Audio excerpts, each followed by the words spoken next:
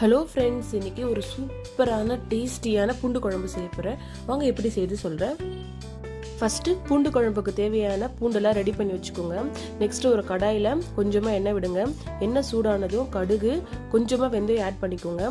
Next கருவேப்பிலை, cut பண்ணி வச்சு வெங்காயமும் ஆட் பண்ணிக்கோங்க.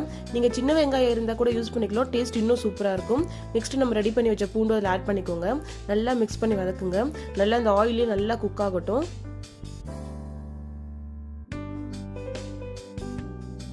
நல்லா பழுத்த தக்காளியா மிக்ஸியில் அரைச்சதில் ஆட் பண்ணிக்கோங்க.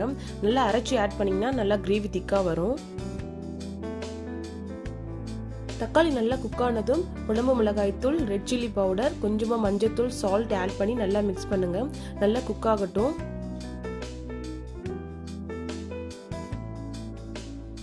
பாருங்க, பூண்டு வெங்காயம் எல்லாமே மசாலால நல்லா குக் ஆயிருச்சு.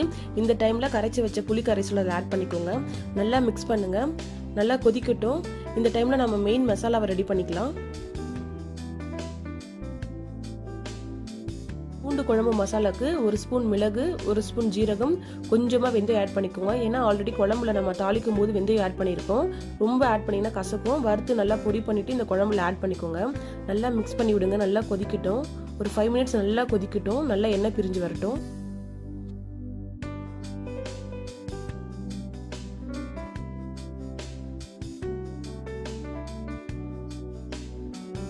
பாருங்க, பூண்டு குழம்பு நல்லா கொதிச்சு எண்ணெய் பிரிஞ்சு வந்துச்சு. இதான் ஃபைனல் ஸ்டேஜ். பாருங்க, சூப்பராக ரெடி ஆயிருச்சு. நீங்களும் உங்கள் வீட்டில் ட்ரை பண்ணி பாருங்க, சூப்பராக இருக்கும்.